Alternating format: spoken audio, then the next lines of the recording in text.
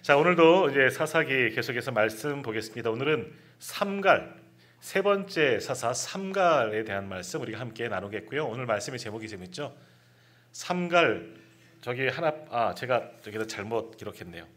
삼갈, 소모는 막대기 로까지요. 소모는 막대기 로, 소모는 막대기를 사용한 삼갈에 대한 말씀 우리가 함께 보겠습니다. 자, 사사기 계속해서 말씀드리지만 사사는 네 가지 구조 잘 기억하셔야 돼요. 뭐죠? 첫 번째, 이스라엘 백성들이 하나님 앞에 범죄합니다. 타락. 오늘 말씀에는 없어요. 여호와의 목전 앞에서, 하나님의 눈 앞에서 이스라엘이 범죄하였다가 시작되어집니다. 근데 그 범죄가 뭡니까? 결국 우상 숭배하는 거예요. 우상 숭배하는 거죠. 하나님 대신에 가나안의 문화를 접하면서 그 땅이 좋은 것들을 취하는 거예요. 좋아 보이는 게, 실제 좋은 게 아니라 눈에 좋아 보이는 여러 신들, 매력이 있어요. 그들을 취하게 되는 겁니다. 그것이 타락, 하나님을 떠난 것이 타락입니다.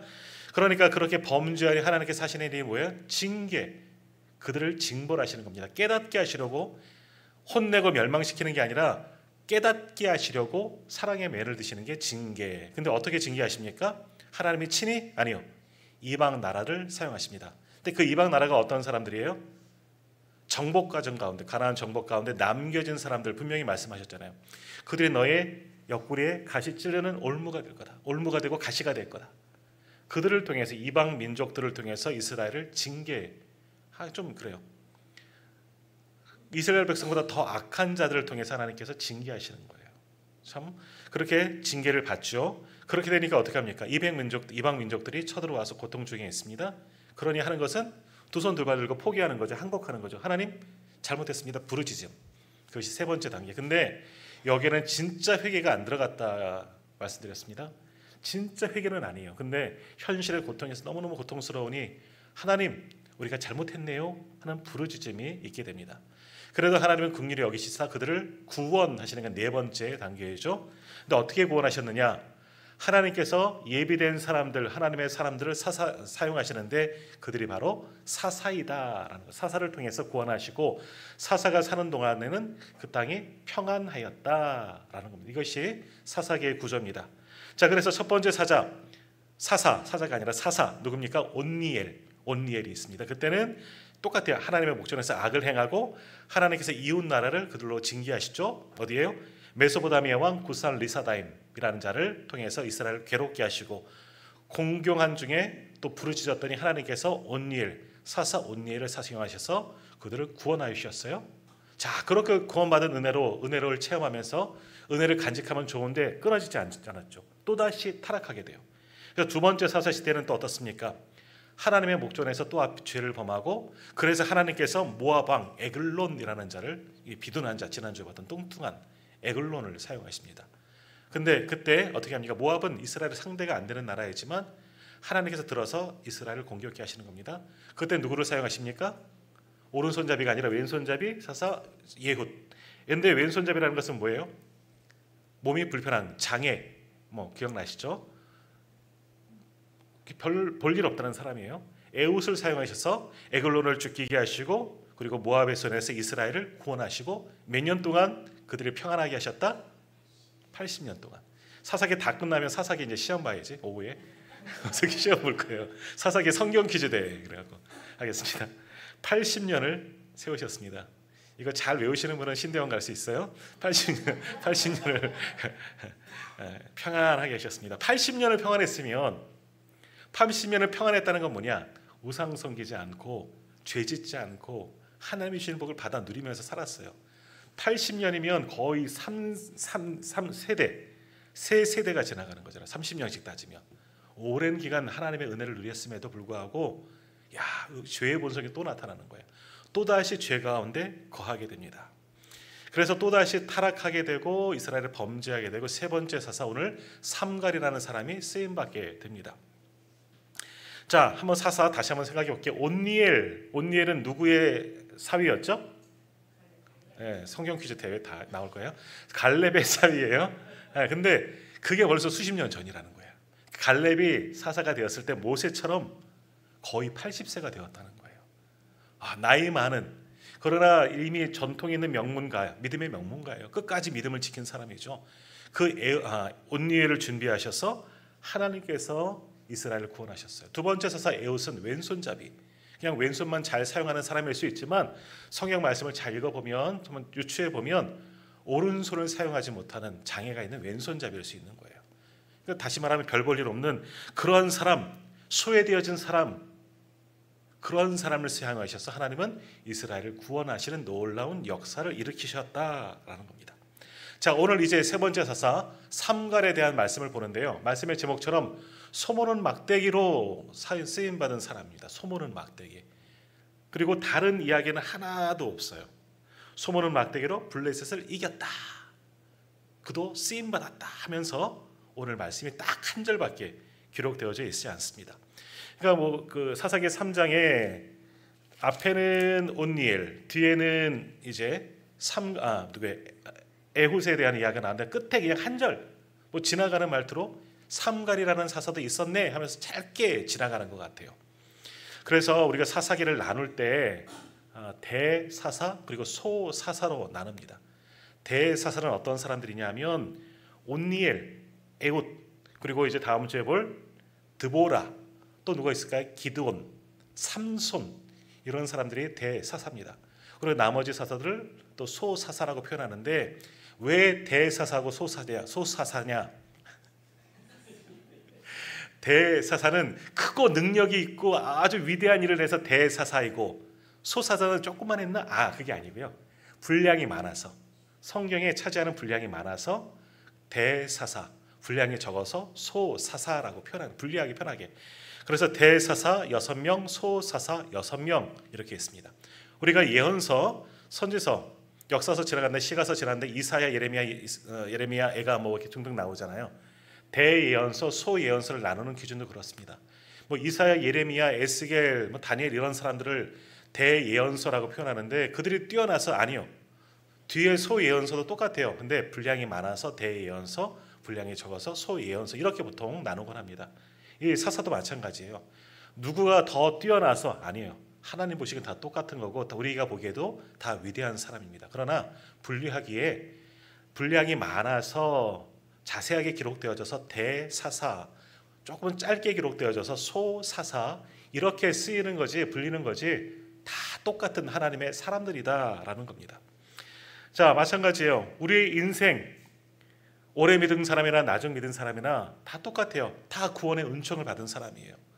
나를 보십시오. 나 오래 믿었다고 내 공로가 하나님께서 더 특별히 보시느냐? 천국 가면 더 큰 집이 있느냐? 가봐야지 알겠지만, 아니, 하나님 앞에 다 똑같은 사람이에요. 그러나 중요한 것은 뭐냐? 내가 지금 하나님 믿고 예수님 믿고 구원 받았다는 게 중요한 겁니다. 오늘 예배 자리에 있는 것이 중요한 거죠. 대사사든 소사사든 분량이 많이 기록되어졌든 적게 기록되어졌든 그게 중요한 게 아니라 그들의 이름이 하나님의 책에 기록되어져 있고 그들을 통해서 놀랍게 하나님이 일하신 것, 하나님의 손에 붙들린 것, 이게 더 중요하다라는 이야기입니다. 자, 여튼 오늘 이제 삼갈에 대해서 보는데, 다른 사사기랑 다른 사사랑 구조가 틀려요. 조금 전에 말씀드린 4가지 구조가 이 삼갈에는 적용이 안 되잖아요. 시작할 때 그들이 타락하였다, 하나님께서 징계하였다, 부르짖었다, 이런 내용 다 없습니다. 다시 한번 31절 한번 읽어볼까요? 31절 같이 읽겠습니다.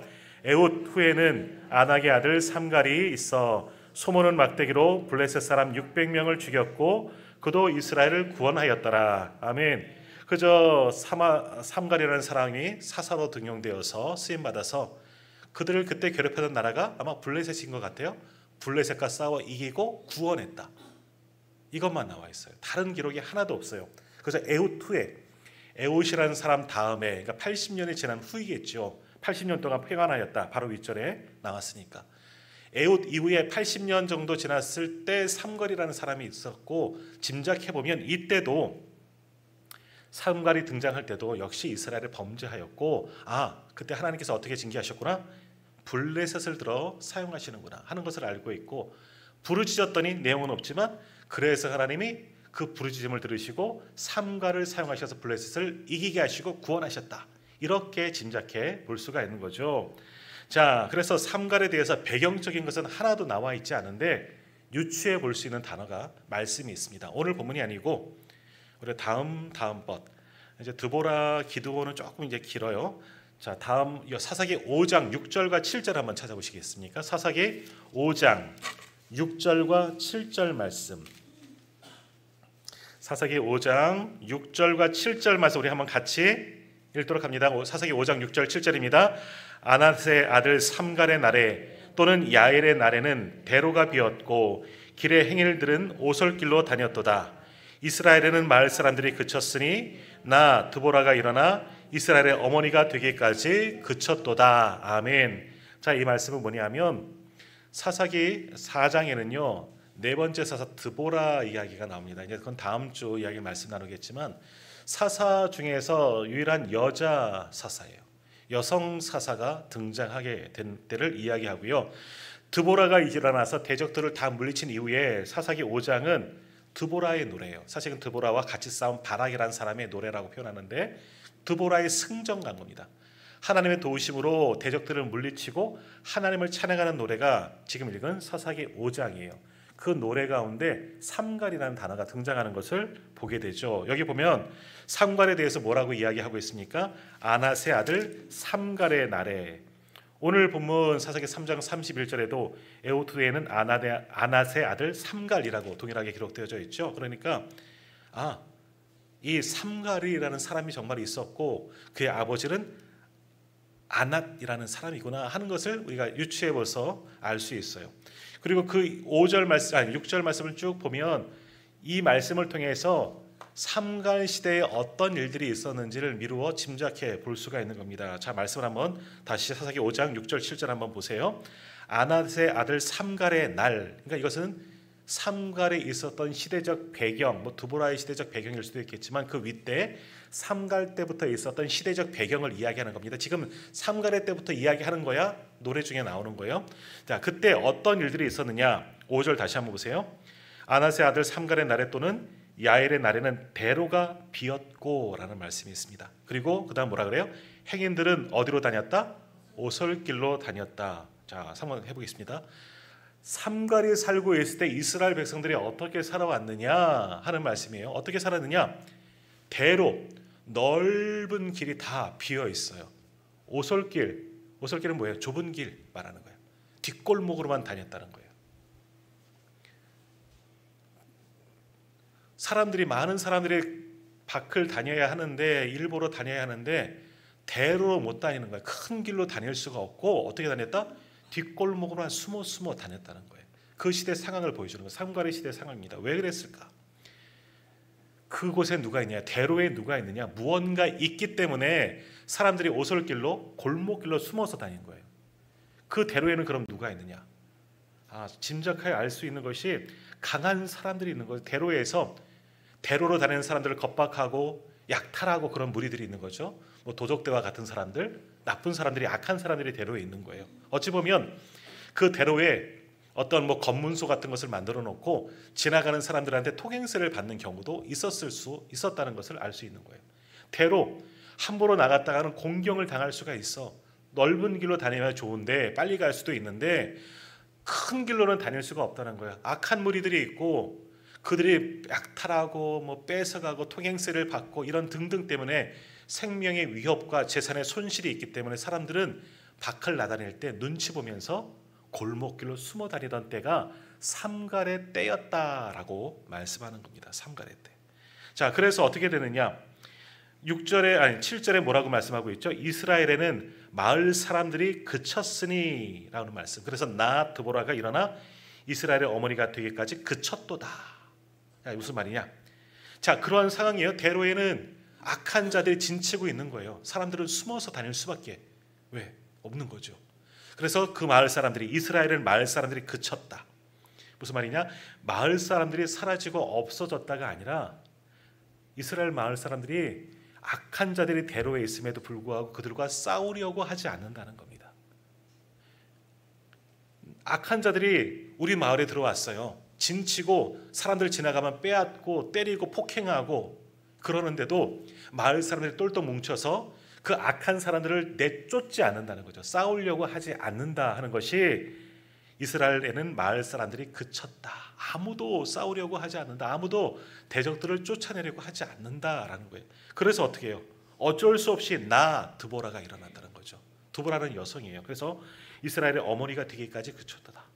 남자들이 이런 일이 있으면 좀 나서서 싸우지, 아무도 일어나지 않고 무서워서 다 숨어 있으니 어쩔 수 없어서 하나님의 선지자, 드보라는 선지자이기도 합니다. 이 드보라, 여성이지만 내가 일어나서 저들과 맞서 싸울 수밖에 없었다.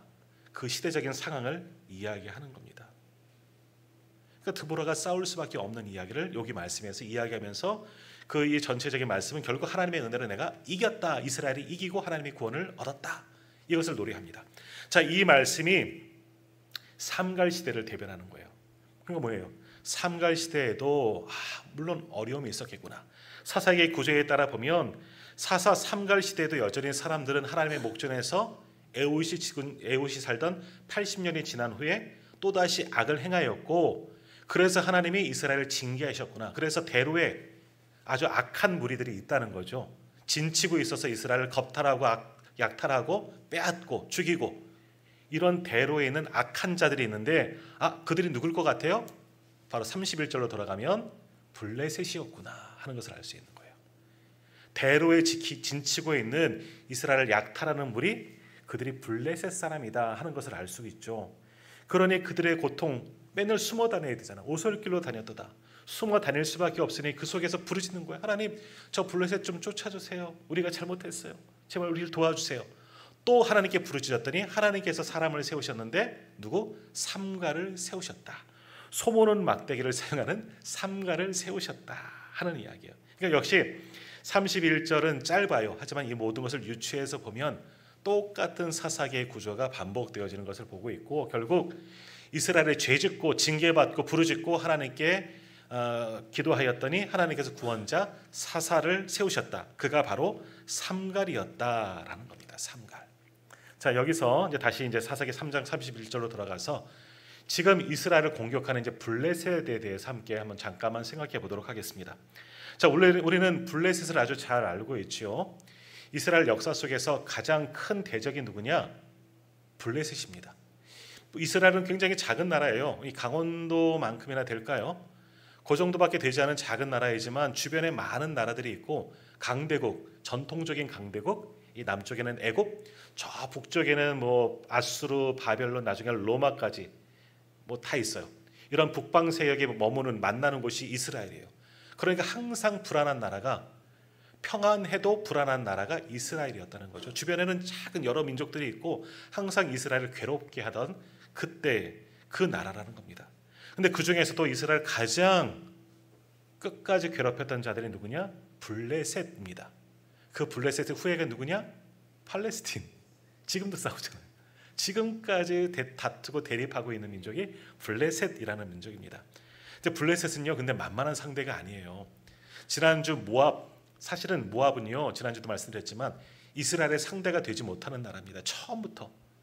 아브라함의 조카 롯의 후손들이 바로 모압과 암몬 족속이긴 한데, 그들은 왕도 있었지만 아주 큰 나라들이 아니에요. 이미 역사 속에서 사라진 나라들이지만 작은 나라들이고, 항상 이스라엘이 모압을 지배했었어요. 많은 때는. 그런데 하나님께서 그들을 사용하시니까 에웃 시대에는 그들이 오히려 이스라엘 지배했던 적은 있지만 모압은 상대가 되지 않습니다. 근데 블레셋은 사실은 큰 나라는 아니지만 만만치 않은 민족입니다. 출애굽기로 한번 넘어가면요, 출애굽 때에도 블레셋이 분명히 나오긴 하느니다. 정확한 명칭은 안 나왔지만, 자, 출애굽기 3장 17절에 이런 말씀이 있는데 제가 한번 읽어드릴게요. 여기 나오네요. 출애굽기 13장 17절. 바로가 백성을 보낸 후에 블레셋 사람의 땅에 길은 가까울지라도 하나님이 그들을 그 길로 인도하지 아니하셨으니 이는 하나님이 말씀하시기를 이 백성이 전쟁을 하게 되면 마음을 돌이켜 애굽으로 돌아갈까 하셨습니다 하는 말씀이 있습니다. 자, 출애굽한 이스라엘 백성들이 가나안 땅으로 가장 빨리 가는 길은 해변을 따라 이렇게 이스라엘 길이 이렇게 휘어져 있어요. 그래서 여기는 바다, 지도가 있으면 좋은데 여기는 애굽에서 이렇게 바닷길을 따라서 쭉 가는 게 가장 빠른 길인데, 바닷길에 누가 있느냐? 블레셋이 있습니다. 지금 가자지구 이런 데 나오잖아요. 그게 다 옛날 블레셋 땅이에요. 그래서 블레셋에는 그쪽에는 해변길에는 블레셋이 있기 때문에 하나님은 그들과 가면 분명히 싸울 싸울 터인데 그들이 만만치 않은 전쟁할 줄 아는 사람들이기 때문에 전쟁을 치르면 다시 애굽으로 돌아올까 염려해서 하나님께서는 글로 가지 않고 이 어디에요? 홍해를 걸러서 없는 길, 광야, 홍해길로 해서 이스라엘을 돌아가게 하셨던 거예요. 그러니까 처음부터 블레셋은 있었어요. 굉장히 호전적이고 강한 족속이고 당시는 청동기 문화였습니다. 그러나 블레셋은 철기 문화예요. 그러니까 문명이 앞섰다는 거죠. 청동기 문명과 철기 문화가 싸우면 철기가 이깁니다. 무기가 좋아요. 그만큼 강한 민족이고 호전적인 민족이고 그리고 네피림 후손 거인족도 있고 대표적인 사람이 누구 있을까요? 우리 잘 아는 사람 다윗과 골리앗이 블레셋 사람이에요. 그런 용사들이 있어요. 함부로 만만치 않은 사람들이 있는 거죠. 근데 한 나라가 아니라 5 족속이 있습니다. 블레셋은 이런 족속들이 똘똘 뭉쳐서 이스라엘을 항상 괴롭혔다는 거죠. 그러니까 이 블레셋이 또 언제 등장합니까? 나중에 사사기에서 보겠지만 삼손 시대에도 등장하고 삼손도 블레셋과 싸워서 이기긴 하지만 이게 쉽지는 않았다는 거예요. 블레셋이 굉장히 강한 족속입니다. 그만큼 이스라엘에게 있어서는 블레셋이 두려운 존재입니다. 이제 내일 새벽에 우리가 새벽 예배 때 사무엘을 이제 보기 시작합니다. 사무엘 상을 보게 되는데 아마 내일 새벽에쯤 이제 엘리의 제사장 시대에 블레셋과 싸우다가 하나님의 법궤를 가지고 나가다 빼앗기는 것이 내일이나 아마 모레쯤 말씀을 볼 겁니다. 블레셋과 싸우다가 하나님의 법궤를 빼앗겼어요. 이건 뭐겠습니까? 이스라엘 백성들에게는 하나님이 졌어요. 처음 있는 일이에요. 하나님의 법궤를 가지고 나가면 항상 이겼거든요. 하나님의 법궤를 빼앗겼다는 것은 사실은 하나님이 저들을 버리신 거지만 하나님이 진 거예요. 이스라엘 백성들에게는. 그렇게 유일하게 법궤를 빼앗겼던 적이 이때밖에 없죠. 나중에 다윗 시대에 찾아오잖아요. 오랜 시간 블레셋 땅에 있고 물론 다른 곳에도 있었긴 하지만 그러니까 하나님의 법궤조차 빼앗았던 적이 블레셋이라는 나라가 있었다는 그만큼 강한 민족이었다는 거죠. 그리고 또 언제 블레셋과 싸우게 되었느냐? 이 왕정기에는 블레셋과 끊임없이 싸우게 됩니다. 이스라엘의 첫 번째 왕 사울도 블레셋과 싸웁니다. 항상 블레셋과 전쟁을 합니다.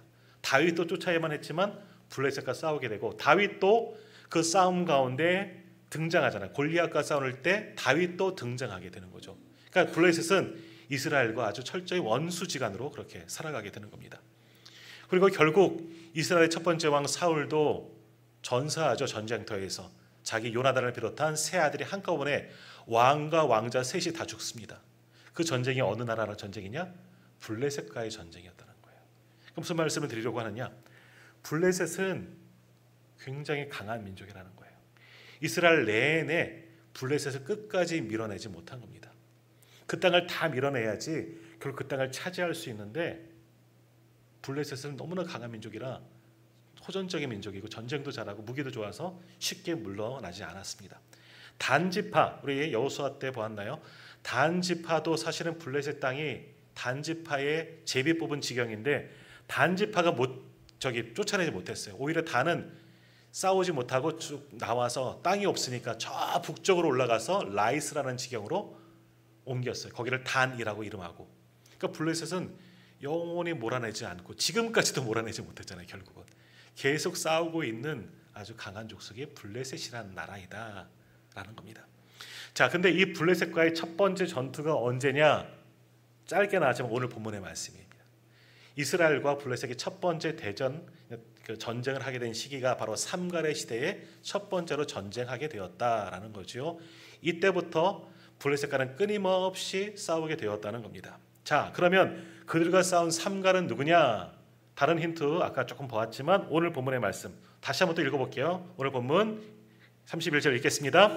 에훗 후에는 아나스의 아들 삼갈이 있어 소모는 막대기로 블레셋 사람 600명을 죽였고 그도 이스라엘을 구원하였더라. 아멘. 자, 여기에 보면 아나스의 아들 삼갈이다 나오고 있지만 그 전에 보았던 첫 번째, 두 번째 서사는 지파도 이야기가 납니다. 온니엘은 유다 지파, 또 왼손잡이 성경에서 왼손잡이 그러면 다 찍으시면 돼요. 그냥 베냐민 지파. 성경의 왼손잡이 다 베냐민 지파. 그냥 찍으면 돼요. 시험 볼 때. 네. 베냐민 사람이었어요. 근데 오늘 삼갈은 아버지의 이름은 있는데 지파는 안 나왔습니다. 그래서 어디인지는 모르겠습니다. 그냥 아버지 유다 전통적인 이름을 쫓아서 이름 부르는 방법을 따서 우리 아버지는 안 하시고 나는 삼갈이야. 그렇게 이야기가 나와요. 근데 자, 이 이름을 잘 봐야 되는 겁니다. 이 말씀만 보면 우리는 알 수 없지만 이 이름에 어떤 뜻이 있느냐. 자, 우리도 이름을 지을 때 여러 가지 의미를 담아서 이름을 짓습니다. 그리고 이스라엘 백성들은 대부분의 이름들은 하나님과 관계되는 이름들이죠. 엘리야, 뭐 이사야, 야로 끝나는 것은 하나님과 관계돼. 야는 하나님, 엘도 하나님. 그러니까 하나님의 사람으로 어떻게 이런 뜻이 다 담겨져 있는 거죠. 우리 성도님들도 이름을 지을 때 그 교회에서 이름을 짓다 보면 그런 이름들이 많이 있습니다. 저희 아이들의 이름이 예린이, 예빈이잖아요. 예자가 저희 돌림자 아니에요. 그냥 우리가 쓰는 거예요. 그래서 우리 예린이가 학교 갔더니 그 친구들이 예린이를 뭐라 그러냐면 예수님의 린스라고 놀린대요. 예수님의 린스, 예린. 예수님의 어린이처럼 주님 앞에서 그렇게 자라나라 하는 이름으로 저희가 예수님의 어린이 예린이라고 적거든요. 한문 모르는 한문 다 동원해서 이제 만든 거예요. 예빈은 예수님의 빛나는 형상, 그래서 예빈이라고 이렇게 지었습니다.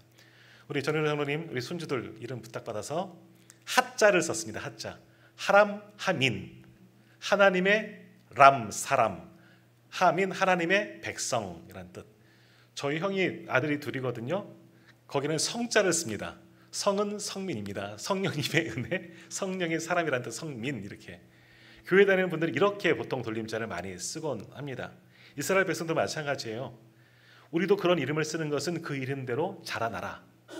우리 예린이가 예수님의 어린이처럼 항상 밝고 맑을 린자 한문 엄청 어려워 못 써요. 저도 지금 그렇게 밝고 맑게 하나님 앞에서 자라나라니까 지금 철부지 하나님 앞에 정말 맑게 자라나고 있는데 어찌 보면 부모님의 소망이 자녀들의 이름에 다 기록된 겁니다. 이스라엘도 그래요. 이스라엘 이름은 굉장한 뜻이 있어요. 이름에 대충 짓는 게 아니라 하나님의 백성을 어떻게 살아가야 할지를 이름에 다 담고 있는데, 자, 이 삼갈은요, 이 이름을 보면 전통적인 히브리식 이름이 아니라는 거예요. 그러니까 이스라엘 백성들도 이름을 지을 때 이스라엘은 모음이 없습니다. 우리로 말하면 기역, 니은, 디귿만 있지 아, 야, 어, 요가 없어요. 모음이 전혀 없어요. 그래서 이름을 쓸 때 자음 3개만 보통 사용한다는 겁니다. 야곱, 할 때 야째, 모음은 그냥 붙이는 거예요. 그러니까 이응을 뜻하는 것, 기업, 키역이거든요. 키업을 뜻하는 것, 비읍을 뜻하는 것, 3 단어만 이렇게 쓰는 겁니다. 요셉 마찬가지죠. 시옷, 셉, 시옷, 어떻게 돼야 돼? 이응, 시옷, 셉, 비읍 이렇게 뜻하는 것, 자음 3개를 가지고 이름을 짓는 경우들이 많이 있대요. 근데 삼갈은 단어를 4개를 썼어요. 그러니까 딱 보면 이건 히브리식이 아니네 하는 것을 대반 알 수가 있다라는 거죠. 그러니까 삼갈은 조금 남들이랑 다르네, 틀린 게 아니에요. 좀 이름부터가 뭔가 다르네 뉘앙스를 여기 이름부터 찾아볼 수가 있습니다. 그리고 그의 아버지의 이름을 이야기하잖아요. 보통은 누구의 아들 이렇게 이야기한다 그러잖아요. 아낫의 아들, 삼갈이에요. 근데 아낫은 뭐냐? 이것도 어찌 보면 사람의 이름이 아니라는 거예요. 아낫은 누구냐 하면 당시 가나안 이 바알 종교에 등장하고 있는 바알에 부리는 신들 중에 전쟁의 여신의 이름이 아낫이라고 한다는 겁니다. 이상하죠? 하나님의 쓰임받는 사람인데 삼갈인데 그의 아버지의 이름을 아낫이라고 불렀다는 거예요. 근데 아낫은 뭐예요? 전쟁의 여신, 가나안의 전쟁의 여신의 신이 아낫. 뭐가 좀 이상한데? 라는 생각을 해볼 수가 있다는 겁니다. 그러니까 이 이름을 짐작해 보면 아낫은 어찌 보면 삼갈의 아버지가 아닐 수가 있는 거죠. 이것은 무엇을 이야기하느냐? 아낫이라는 신을 섬기는 삼갈이라고도 표현할 수가 있는데, 이거는 삼갈이 그럼 우상을 섬기는 자를 하나님께 사용하시느냐 이걸 말씀하는 게 아니라 삼갈의 가정이 어찌 보면 이방신을 섬기는 가정이었을 수도 있겠구나, 이것을 짐작해 볼 수가 있는 거예요. 이방신을 섬겼던 사람 중에 삼갈이란, 그 가정 가운데 삼갈이라는 사람이 있다는 거죠. 삼갈은 하나님께 붙드는 것을 보면 그는 아니에요. 아브라함도 그의 부친 데라가 우상을 만드는 자였지만 하나님은 아브라함을 쓰십니다. 아브라함만은 우상에 빠지지 아니하고 하나님을 섬겼기 때문에 삼갈도 비슷한 경우라고 보는 거예요. 우상을 섬기는 가정이었지만 삼갈은 아니었어요. 그냥 가정이, 우리로 말하면 무당집에서 태어났지만 이 사람은 예수 믿고 목사가 된 사람도 있겠죠. 있어요. 그런 사람을 이야기하는 거예요. 삼갈은 그러니까 출생 성분이 조금 우리가 볼 때는 갸우뚱한 거죠. 하나님의 위대한 사사로 쓰임받는 사람이 출신 성분이 안 좋은 거예요. 가정이 좀 이상한데? 라고 생각해 볼 수가 있는 거지요. 또 그러다 보니까 아낫, 가나안 땅의 신을 섬기는 가정이었다는 것을 보면 뭘 짐작해 볼 수 있느냐? 혹시 이 가정도 그러면 순수 이스라엘 사람이 아니라 이방인 중에서 귀한 사람일 수도 있겠네? 라는 생각을 해볼 수가 있는 거죠. 우리 말씀에서 누구 보았습니까? 갈렙도 애굽에서 출발할 때 이스라엘 가운데 섞여 사는 무리 가운데 하나인 가정이었을 수도 있다 그래요. 이게 딱 맞는 것은 아닌데 갈렙도 마찬가지인 거죠. 유다 지파 안에 살면서 동화되어지고 흡수되어져서 이제 유다 사람이라 부르지만 갈렙과 같은 경우도 이방인인 조상 중에서 그런 가능성이 있다는 거지요. 그런 사람들이 사실 많이 있습니다. 순수 이스라엘 백성들이라고 하지만 이방인들 들어와서 같이 살아가는 경우도 있어요. 룻기에 나오는 보아스도 마찬가지예요. 보아스의 어머니가 누구냐? 기생 라합입니다. 여리고 기생 라합이에요. 그러니까 보아스도 순수 이스라엘 백성이 아니잖아요. 또 보아스가 나중에 룻하고 결혼하잖아요. 룻은 누구예요? 모압 여인 룻이에요. 그런데 그들을 통해서 이스라엘의 다윗의 조상이 되게 하고 예수님의 조상이 되게 하셨다는 거죠. 특별한 은혜인 겁니다. 그러니까 지금 삼갈도 그런 거예요. 이름만 가지고 보면, 이름을 가지고 연구하면, 사실은 이건 제가 연구한 건 아니고요. 연구한 걸 본 거예요. 그것을 보면 이 아낫의 아들이라는 것, 어쩌면 이 가정은 이 우상을 섬기는 가정이었을 수도 있구나. 이들은 그렇다면 이방인일 가능성도 있구나. 이방인이었지만 이스라엘 사람들을 결혼해서 삼갈이 태어났거나 아니면 동화되어져서 흡수되어져서 귀화해서 살아가는 사람들 중에 하나가 어찌 보면 삼갈일 수 있구나. 그래서 지파가 없나? 라는 생각도 해볼 수가 있는 겁니다. 물론 속해져 있는 지파는 있을 겁니다. 결론 말하고 싶은 건 뭐냐? 삼갈, 지금까지 보았던 온니엘이나 에훗도 마찬가지인 거죠. 삼갈도 하나님의 사사로 쓰임받는데 우리가 생각할 만큼 너무나 위대하고 고결한 사람, 거룩한 준비가 완전히 다 갖춰진 사람이 아니다. 우리의 사람의 생각으로 보면 온니엘도 그렇잖아요. 80세의 어르신이 나온 거예요. 싸우러. 에훗 보십시오.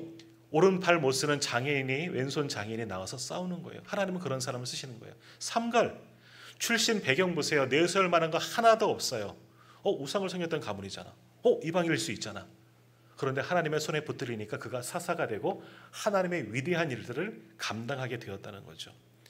이게 은혜예요. 만일 오늘 우리가 하나님께 쓰임받은 사람이고 구원받은 사람이잖아요. 근데 우리는 어떻습니까? 나은 게 뭐 있어요? 지난주도 말씀드렸지만 밖에 나가면 누가 아셔요? 아시죠? 아는 사람들이 있죠. 유명하십니까? 네이버에 내 이름 넣으면 나오시나요? 저는 나온다 그랬어요. 방송이 올라가니까. 다 무명한 사람들이에요. 저나 우리 성도님들 다 별 볼 일 없는 사람들이에요. 그러나 우리가 구원받고 하나님의 일에 우리가 쓰임받는 것, 이건 은혜인 줄 믿습니다. 삼갈이 그런 거예요. 지금까지 서두를 길게 말씀드렸는데 삼갈이 쓰임받는 것, 이게 전적인 은혜예요. 다른 게 필요 없습니다. 삼갈이 사사가 된 것은 하나님의 은혜예요. 오늘 우리가 구원받은 것도 하나님의 은혜인 줄 믿습니다. 이 말씀 드리려고 이렇게 길게 지금 이야기한 겁니다. 자, 결국 뭐예요? 하나님께 쓰임받는 것, 위대한 믿음의 사람이 되는 것, 그의 출신 성분이나 그가 무엇을 배웠는지, 그의 배경 여러 가지 면들이 중요한 것이 아니라 결국 단 하나, 그가 하나님의 손에 붙들렸느냐, 하나님을 철저히 의지하고 있느냐, 그것을 통해 달라지는 겁니다. 출신 성분도 상관없습니다. 과거에 어떤 일을 했는지 상관없습니다. 하나님을 믿고 예수 그리스도를 믿고 하나님의 손에 붙들리면 그가 바로 하나님께 쓰임받는 위대한 사람이 되는 겁니다. 사도 바울 보십시오. 옛날에 뭐 했습니까? 교회를 핍박하고 예수 그리스도를 핍박하던 자 아닙니까? 그러나 주의 손에 회심하고 돌아왔더니 너무나 귀한 사도가 되지 않습니까? 사도 바울 때문에 복음이 세상으로 퍼질 수가 있는 거예요. 이 성경이 기록될 수가 있는 거 아니겠습니까? 오늘 우리도 마찬가지요. 지금 나는 중요하지 않습니다. 내 나이도, 내 직분도, 내 배경도 하나도 안 중요해요.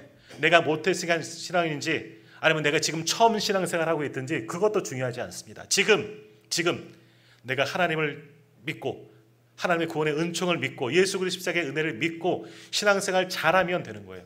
그러면 하나님께서 우리를 붙드시고 사용하시는 줄 믿습니다. 오늘 삼갈이 그렇게 사용되어졌습니다. 예수님의 제자들 다 마찬가지예요. 하나도 뛰어난 사람 없잖아요. 그러나 주님의 손에 붙들리면 놀라운 역사가 그들을 통해서 일어납니다. 오늘 하나님은 이러한 삼갈, 정말 볼품없는 이 삼갈을 사용하셔서 이스라엘 구원하는 놀라운 일을 하시고 그를 3대 사사로 세우셨다라는 거지요. 자, 근데 재미있는 게 또 나오지요. 다른 사사와 또 달리 지난주에 에웃도 아주 길게 좀 말씀을 나누었지만 이게 너무 재미있는 이야기였어요. 에웃도. 근데 삼갈은 짧지만 재미있는 이야기가 나옵니다. 자, 삼갈에 이제 이스라엘 공격하는 블레셋과 첫 싸움, 블레셋과 첫 전쟁을 하는데 그가 뭘 갖고 싸우느냐, 다시 한번 말씀 보시겠습니까? 제가 읽을게요. 에웃 후에는 아낙의 아들 삼갈이 있어 소모는 막대기로 블레셋 사람 600명을 죽였고 라고 나옵니다. 블레셋과 이제 전쟁을 하게 되는데 하나님은 삼갈을 쓰시는데 뭐 다른 건 다 몰라요. 삼갈이 누구랑 싸웠는지, 얼마나 많은 사람들과 함께 갔는지, 아니면 혼자 갔는지, 어디서 전쟁을 했는지 잘 몰라요. 그러나 싸운 모습은 나옵니다. 무엇을 가지고 싸웠느냐? 삼갈의 무기가 뭐냐? 소모는 막대기. 오늘 말씀의 제목이죠. 소모는 막대기. 그러니까 뭐예요? 딱 짐작에 시원찮은 거예요. 시원찮은 거. 뭐 강력한 칼이라든지 활이라든지 창이라든지 이것도 아니고 소모는 막대기로 싸웠다는 거예요. 자, 그러면 이 소모는 막대기가 나옵니다. 소모는 막대기. 소모는 막대기는 누가 가지고 있겠습니까? 소모는 사람이 가지고 있겠죠. 저는 소모는 막대기 없습니다. 소 물지 않으니까요. 자, 소모는 막대기라는 걸 가지고 있어요. 삼갈이 가지고 있는 무기가 소모는 막대기라는 거죠. 뭐예요? 소를 부리는 사람이에요. 여기서 소 몬다는 거는 목동을 이야기하는 게 아닙니다. 모세에 들린 지팡이는 무슨 지팡이에요? 하나님의 지팡이지만 그 지팡이는 뭐 하는 걸까요? 양떼를 짚하는 목자의 지팡이겠죠. 뭐 정확하게 저도 어떻게 생겼는지 잘 모르겠지만 뭐 끝이 구부러졌거나 아니면 이 지팡이 정말 말 그대로 지팡이일 가능성이 높습니다. 목자의 지팡이입니다. 그러나 그것이 하나님의 손에 들리고 모세의 손에 들렸을 때 놀라운 역사가 일어나죠. 구원의 역사가 일어나요. 근데 삼갈의 손에 들린 건 뭐냐? 소모는 막대기. 이거는 목동의 양떼가 아니라 소위 이런 겁니다. 우리가 지금은 뭐 트랙터나 경운기로 논을 갈고 밭을 갈잖아요. 당시는 뭘로 했습니까? 소 겨리소 2마리 소를 쟁기를 끼워서 소를 앞으로 내보내고 뒤에서 막대기로 소를 쿡쿡 찌르는 거예요. 오른쪽으로 가라 쿡쿡 오른쪽 찌르고, 오른쪽 엉덩이 찌르고, 왼쪽으로 가라 왼쪽 엉덩이 찌르고. 이게 소모는 막대기인 거예요. 그러니까 소를 운전할 때, 소를 부릴 때, 우리가 말하는 운전하는 거지만 소리를 부릴 때 사용하는 지팡이가 지금 삼갈이 가지고 있는 소모는 막대기. 소를 움직이게 만드는 것이 소모는 막대기예요. 그러면 그 막대기가 아주 대단하겠습니까? 뭐 철로 만들었겠습니까? 가벼워야죠. 한 손으로 들고 이렇게 톡톡 치면서 움직여야 되니까 별로 보잘것없는 그런 지팡이 막대기 같은 거예요. 그러니까 끝이 조금 뾰족해 가고 소를 콕 찔러서 정신 차리게 해서 오른쪽으로 가게 하고, 너 왜 조라고 푹 찌르고 이런 거. 그러니까 아무것도 아닌 지팡이라는 거죠. 근데 그걸 가지고 싸우는 거예요. 그걸 가지고 아주 강한 무기도 아니고, 소모는 그 지팡이를 가지고 블레셋과 전쟁을 하는데 어떻게 해요? 블레셋 사람 600명을 죽였다는 거예요. 이걸로 어떻게 죽였는지, 뭘 찔러 죽였는지 때려 죽였는지는 모르겠지만 이건 웃기는 이야기예요. 말이 안 되는 이야기죠. 오늘 아침 모세에 대한 이야기를 봤지만 모세가 아까 조금 전 말씀드린 것처럼 하나님의 부르심을 받고 하나님의 보내심을 받는데 무엇을 가지고 갔느냐? 하나님의 지팡이를 손에 들었다 그래요. 근데 그 지팡이는 원래 모세의 거예요. 뭐 하던 지팡이? 양떼를 치던 때 사용하던 목자의 지팡이예요. 양떼를 잘 이렇게 몰고 가는 것도 있고요. 멀리 떨어진 양떼를 쑥 건져 올리는 막대기일 수도 있고요.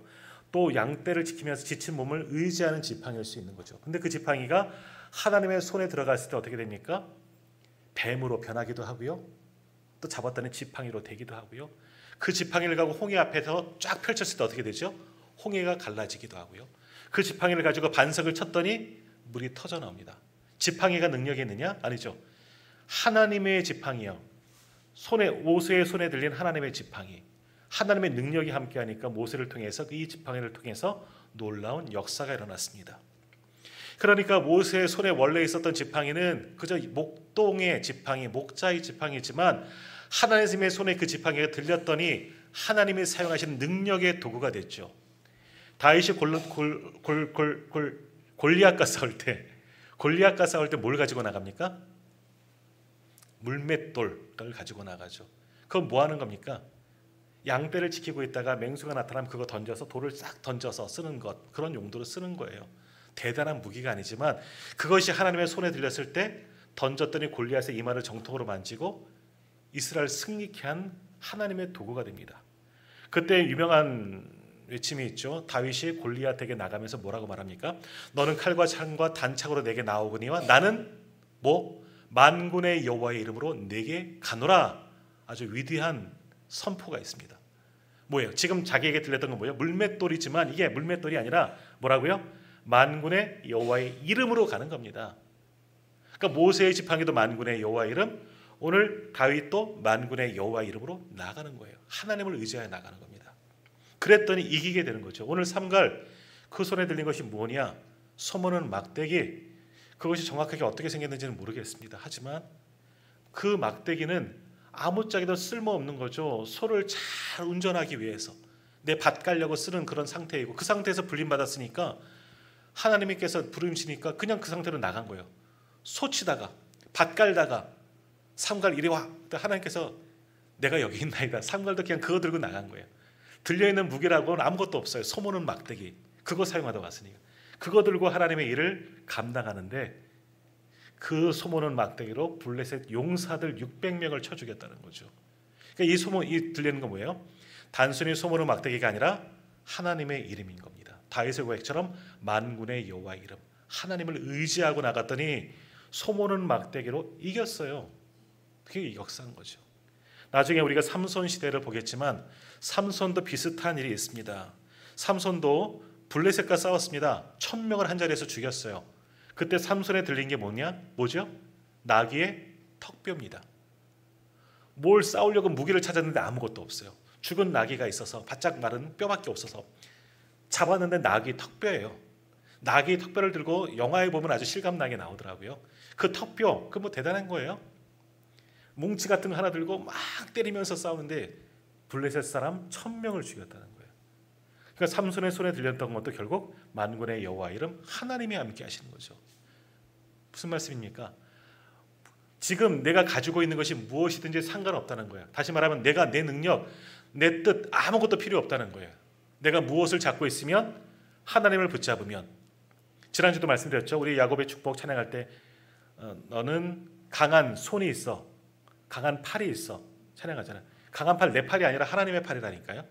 하나님이 너를 붙드신다니까요. 그걸 축복하는 거예요. 마찬가지예요. 삼갈 평범한 거예요. 아무것도 아닌 게 소모는 막대기지만 하나님의 손에 붙들렸을 때, 그것을 하나님께서 사용하실 때, 삼갈을 통해서 일하실 때 놀라운 역사가 일어나고, 그를 통해서 블레셋을 600명을 죽이고 구원하는 놀라운 역사가 생겼다는 겁니다. 자, 오늘 우리도 마찬가지입니다. 내 손에 지금 무엇이 있습니까? 아무것도 없다면, 아무것도 없어도 괜찮아요. 왜? 하나님만 의지하면 되는 거예요. 하나님만 붙잡고 나아가면 되는 겁니다. 그러면 놀라운 역사가 일어나게 되는 줄 믿습니다. 하나님께서 우리를 사용하기를 원하신다면 우리는 순종하면 돼요. 주여, 제가 여기 있습니다. 오늘 모세처럼 떨기나무 불꽃 가운데서 모세야 모세야 부르실 때 내가 여기 있나요? 나가면 되는 거예요.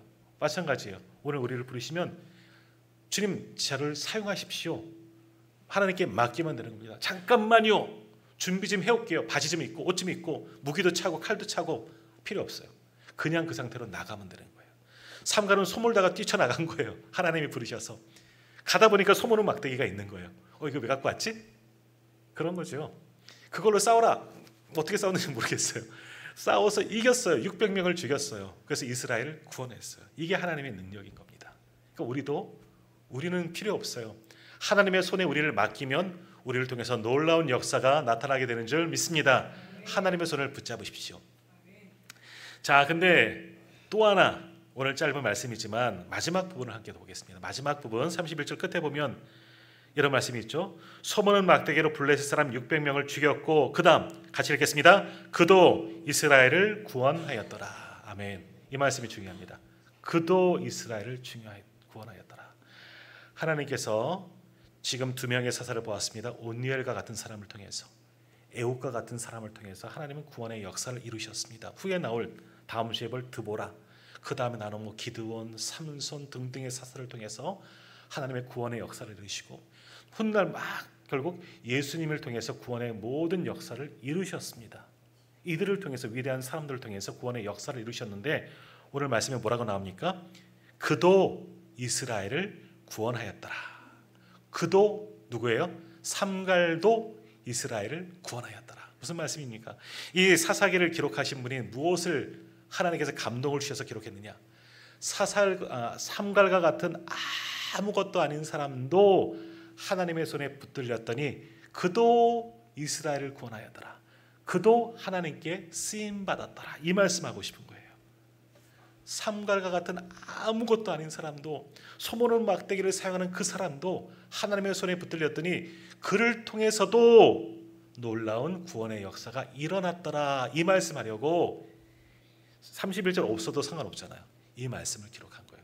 3대 사사 삼갈, 하나님의 손에 붙들린 위대한 사사가 되었습니다. 자, 오늘 마찬가지예요. 한번 따라합시다. 나도 나도 구원하였더라. 이상한데? 구원하였더라. 이건 좀 이상하다. 나도 하나님께서 사용하십니다. 나도 하나님께서 사용하십니다. 옆에 계시는 분에게 호칭 다 빼고 너도 하나님이 사용하십니다. 너도 하나님이 사용하십니다. 이거 잡혀야 돼요. 잘 하셔야 돼요. 옆 사람 할 때 너도 하나님이 사용하십니다. 이거는 좀 안 좋아요. 당신도 하나님이 사용하십니다. 그래요. 우리와 같은 사람도 하나님이 사용하십니다. 나도 그렇고 너도 그렇고 사실 똑같아요. 니나 나나 다 똑같아요. 하지만 중요한 것은 내가 누구에게 붙잡혔느냐, 당신이 누구에게 붙잡혔느냐. 하나님의 손에 붙잡히면 우리도 하나님의 구원의 역사에 사용하시는 줄 믿습니다. 내 손에 무엇이 있든지, 내가 가진 것이 무엇이 있든지 하나도 중요치 않습니다. 아무것도 없어도 돼요. 하나님만 의지하면 되는 겁니다. 그러한 우리를 통해서 하나님 놀라운 구원의 역사를 일으키시는 줄 믿습니다. 삼갈 짧게 나왔지만 얼마나 위대한 믿음의 사람입니까? 출신은 별로 좋지 않습니다. 우상을 섬기는 가정일 수 있고요, 이방인일 수도 있고요. 그러나 소치다가 하나님의 부르심을 받았더니 소모는 막대기로 나가서 그 손에 하나님이 함께 하시니 블레셋을 구원한 첫 번째 이스라엘과 블레셋과의 전쟁이에요. 전쟁사의 길이 남겠죠. 첫 번째니까. 이 전쟁을 승리로 이끈, 그래서 이스라엘을 구원한 놀라운 사사, 그 사람이 바로 삼갈이었다는 것을 기억하십시오. 오늘 우리도 하나님의 손에 붙들리고 하나님의 말씀에 순종하면 삼갈처럼 또 다른 믿음의 사람들처럼 그렇게 귀하게 쓰임받게 될 줄 믿습니다. 그렇게 쓰임받는, 그래서 하나님의 구원의 역사를 이루는 데 쓰임받는 멋진 도구들, 멋진 하나님의 종들이 다 되시기를 주님의 이름으로 축원합니다. 기도하겠습니다.